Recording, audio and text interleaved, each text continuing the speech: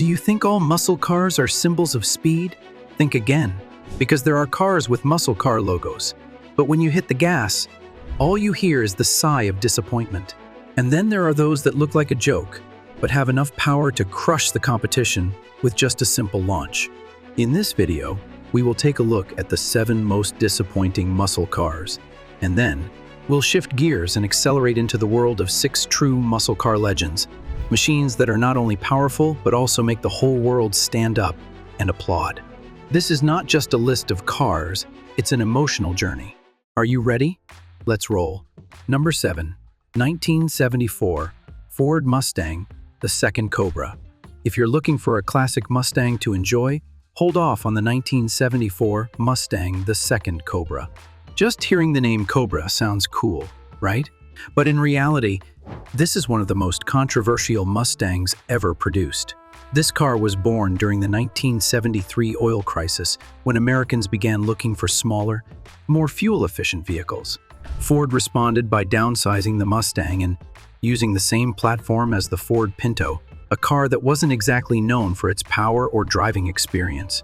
The base version of the Mustang, the second Cobra, came with a weak 140 cubic inch E4 engine, and the stronger option was only a 171 cubic inch V6. This was also the only time in history that the Mustang didn't offer a V8 engine option in the US. Yes, a Mustang without a V8 8.8. Moreover, the car was criticized for its clumsy design, heavy steering, and poor driving feel. Despite strong sales thanks to good marketing, many people later realized this was not the Mustang they had hoped for. If you're a true muscle car enthusiast, think carefully before bringing this one into your garage. Don't let the name Cobra fool you. Number 6, 1978 Dodge Challenger. You might be surprised to learn the 1978 Dodge Challenger, a name that sounds very American, is actually a Japanese coupe in disguise. Instead of being a worthy descendant of the original 1970 model, with its V8 engine and muscular design, the 1978 version was actually a Mitsubishi Galant Lambda with a Dodge logo slapped on and sold in the U.S.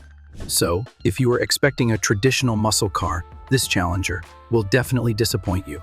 Under the hood, it had either a 98 or 159 cubic inch E4 engine with a maximum output of only 105 horsepower. No V8, no roar, no powerful driving feel like a true Challenger. The 5-speed manual or 3-speed automatic transmission didn't help, as this car was slow and lacking in excitement. What about the exterior?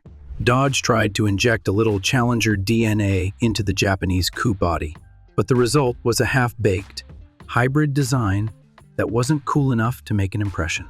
If you're looking for a real muscle car, turn back to the first generation or wait until Dodge truly resurrected the name in 2008.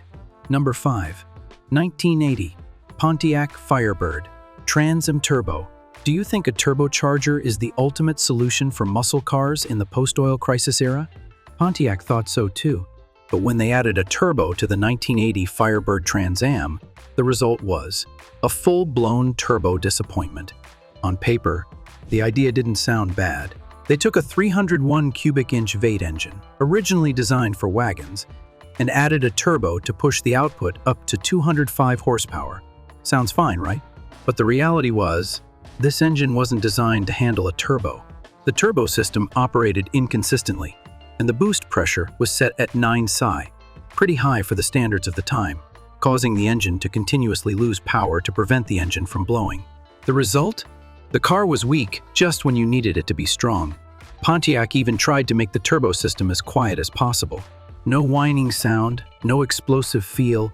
It was as if they were embarrassed to have a turbo on the car. The result? 0-60 mph in 8.2 seconds. A 14th mile in over 16 seconds. A Trans Am that's slower than the non-turbo version. Hard to swallow. The 1980 Trans Am Turbo is the perfect example of the saying, just because a car has a turbo doesn't mean it's fast. When the foundation is weak, no matter how strong the technology is, it's still temporary. Number 4, 1975 AMC Matador X. In the 1970s, American car manufacturers were diving into the luxury sports coupe battle. Chevrolet had the Monte Carlo, Oldsmobile had the Cutlass, and AMC. They introduced the Matador X, a car that looked cool, but once you drove it, you realized looking cool on the outside wasn't enough. The exterior design of the Matador X was truly eye-catching, no denying that. It had its own personality, standing out in a sea of American coupes. But the problem was, everything inside was the complete opposite of expectations. The interior was gaudy, with a cluttered dashboard design and cheap materials. The seats were outdated, lacking reclining features, while its competitors were already leaning toward European-style comfort. The ventilation system, once a strong point for AMC, was weak and disappointing. As for the engine, the test version had a 360 cubic inch V8 with 220 horsepower, but this heavy coupe still accelerated slowly, taking 8.9 seconds to reach 60 mph, with a fuel consumption of about 13 mpg, right in the middle of the oil crisis, a self-inflicted blow. The steering was light with poor feedback. Even with an upgraded suspension package, it was still only mediocre. The Matador X tried to be a sports car, but the result was stiff when it shouldn't be, and loose when it mattered most.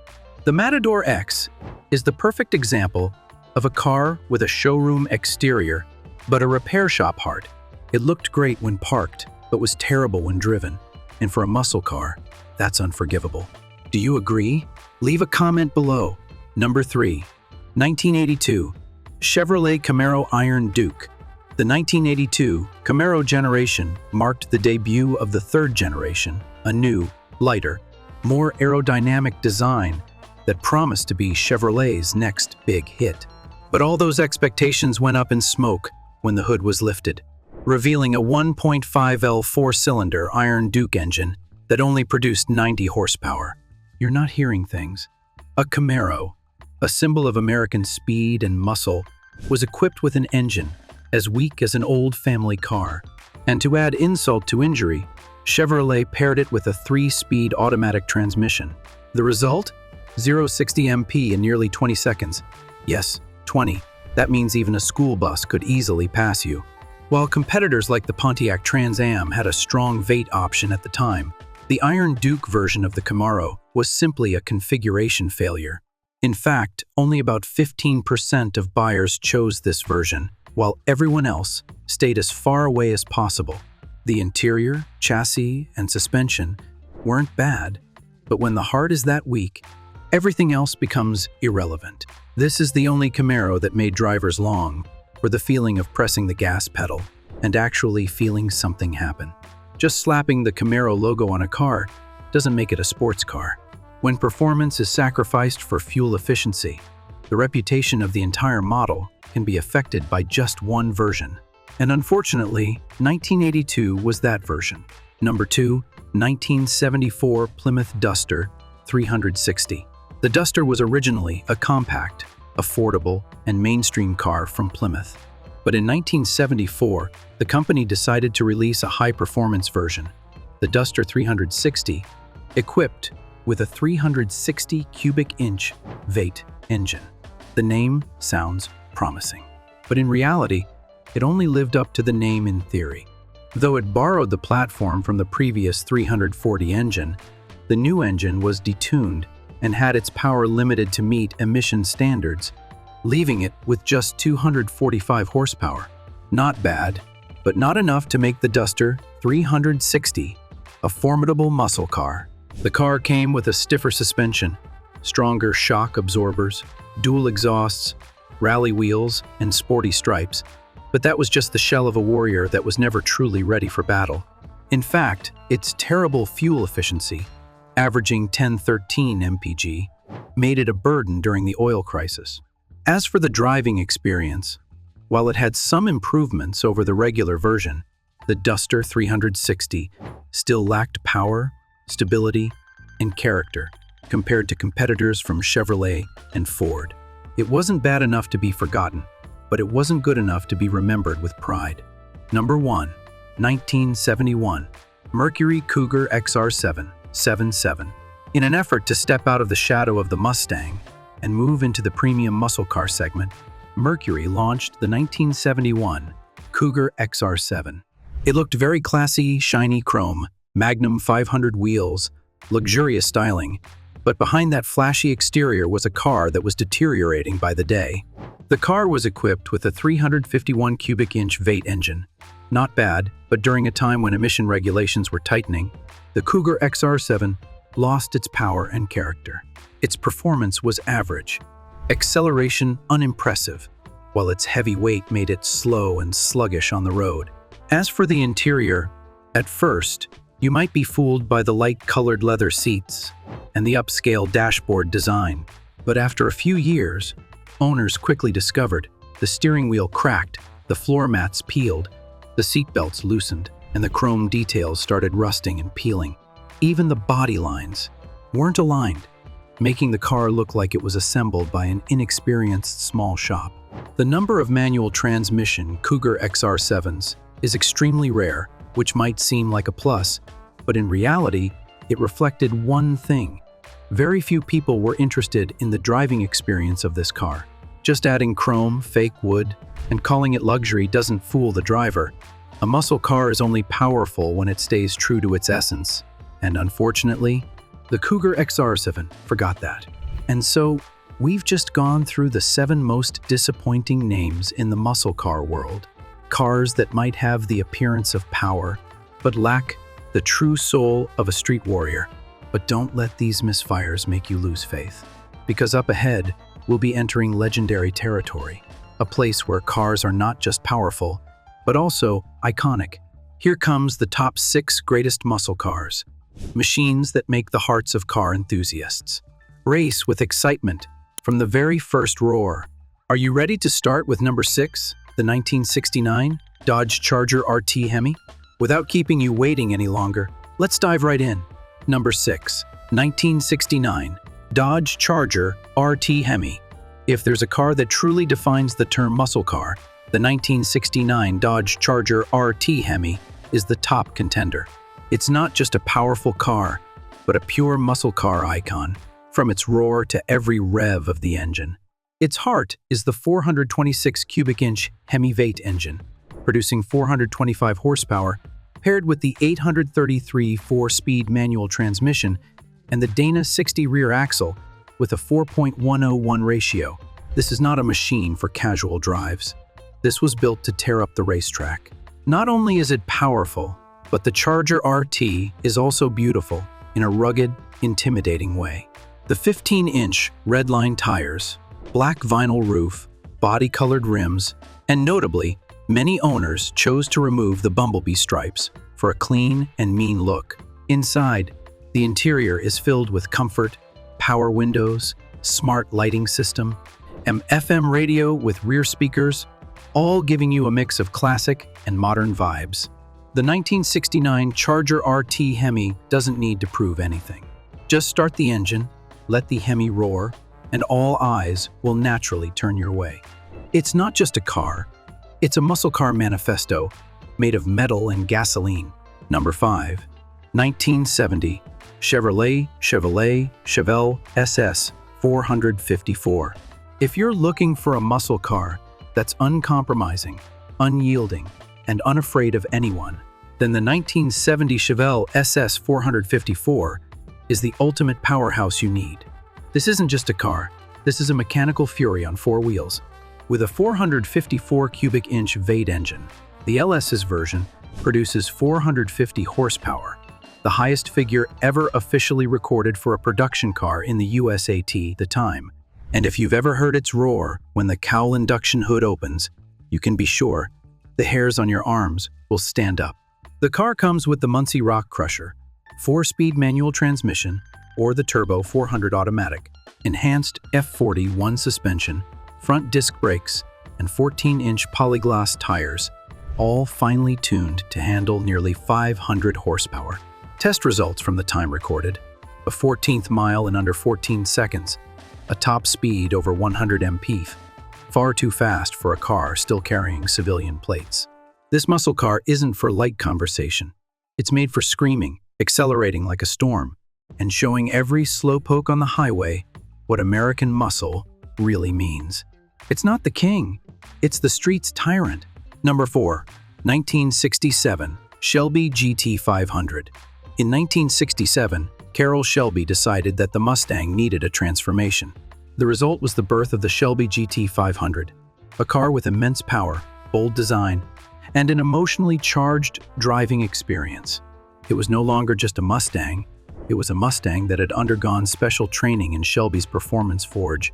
The heart of the GT500 was the 428 cubic inch Vate Police Interceptor engine, powerful and durable, paired with a 4-speed manual transmission, or the 6 automatic. While it wasn't a dedicated race car, the GT500 could still complete a 14th mile in 13.6 seconds at 106 mph, an incredibly impressive performance for a street car. As for the exterior, a complete transformation. Dual headlights placed directly in the center of the grille, large air intakes, a muscular hood, and side vents. Every detail screamed, "This is not your average Mustang." Inside, the interior was upgraded with a sport steering wheel, separate gauges, and even a roll bar, a rarity for cars at the time. More importantly, the Shelby GT500 retained a driving feel that was easy to handle and nimble, in stark contrast to the stiff race cars of its era. This is a car you could take on the highway every day, but still confidently bring to the racetrack on the weekend. True to the definition of balance, powerful but not wild, beautiful but not flashy, and most importantly, it was a thrill to drive. If the Hemi is the roar and the Chevelle is the punch, the GT500 is the precision of a skilled fighter. Every strike has purpose. Number 3. 1970 Plymouth Hemi Cuda. In 1970, at the peak of the horsepower race between American automakers, Plymouth released a name that made the world take notice: the Hemi Cuda. No need for flashiness, no need for exaggeration, just the perfect formula: a massive engine housed in a compact body. Under the hood was the 426 cubic inch Hemi Vate engine, paired with 2 Carter 4-barrel carburetors, producing 425 horsepower and 490 lb-ft of torque. The actual numbers could even be higher if you knew how to tinker with it. It came with a 4-speed manual transmission with a distinctive pistol grip shifter, or the TorqueFlite automatic, both capable of handling the power of this beast.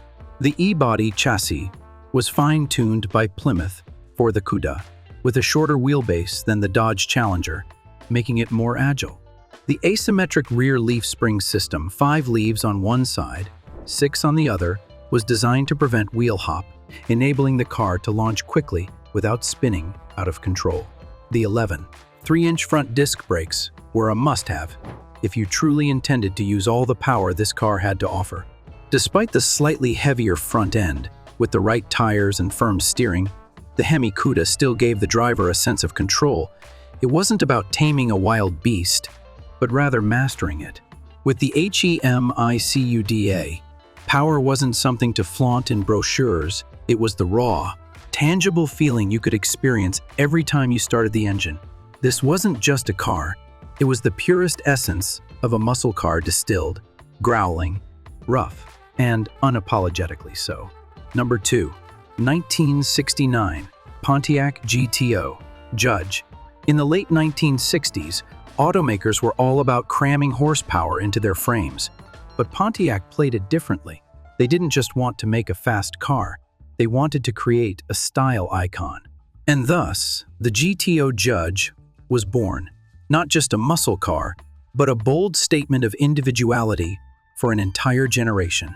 The standard GTO Judge was equipped with a 400 cubic inch Vate Ram Air, the third engine, producing 366 horsepower and 445 lb-ft of torque, more than enough to easily push the car past the 100 mpf mark.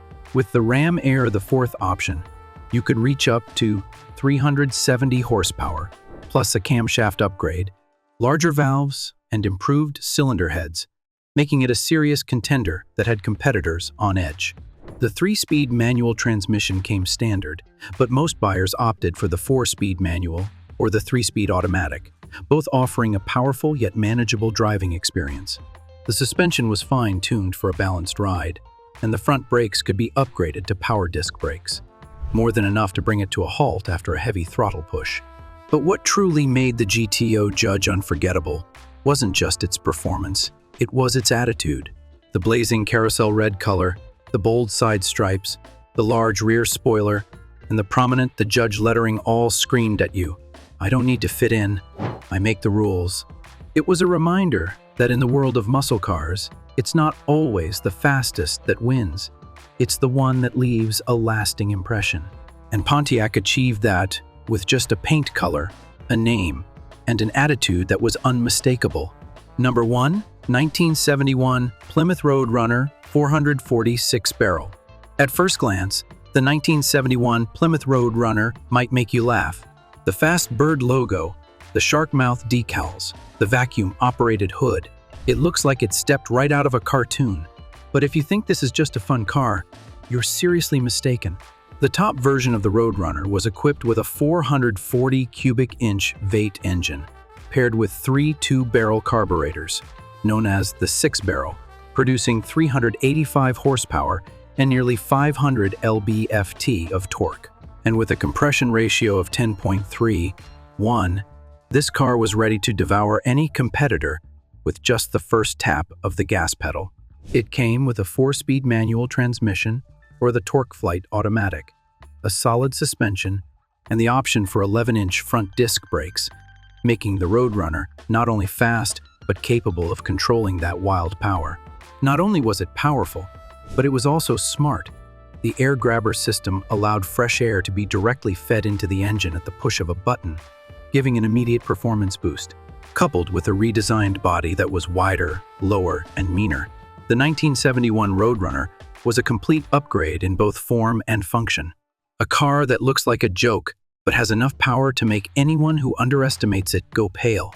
And it's this contrast that turned it into one of the most beloved and revered muscle cars of all time. It didn't need to roar loudly, because when it ran, no one could keep up. And that's the full journey, from the painful misfires in the muscle car world to the peaks that command global admiration. Muscle cars have never been just about horsepower. It's the story of emotion, freedom, and cars that aren't afraid to roar through life. Was there a car on this list that surprised you? Or have you ever sat behind the wheel of one of these legends? Don't hesitate to share your story in the comments, because I believe every car enthusiast has at least one moment where their heart raced from the sound of an exhaust. And if you found this series worthwhile, make sure to like, subscribe, and stay tuned for more muscle car journeys. See you in the next video.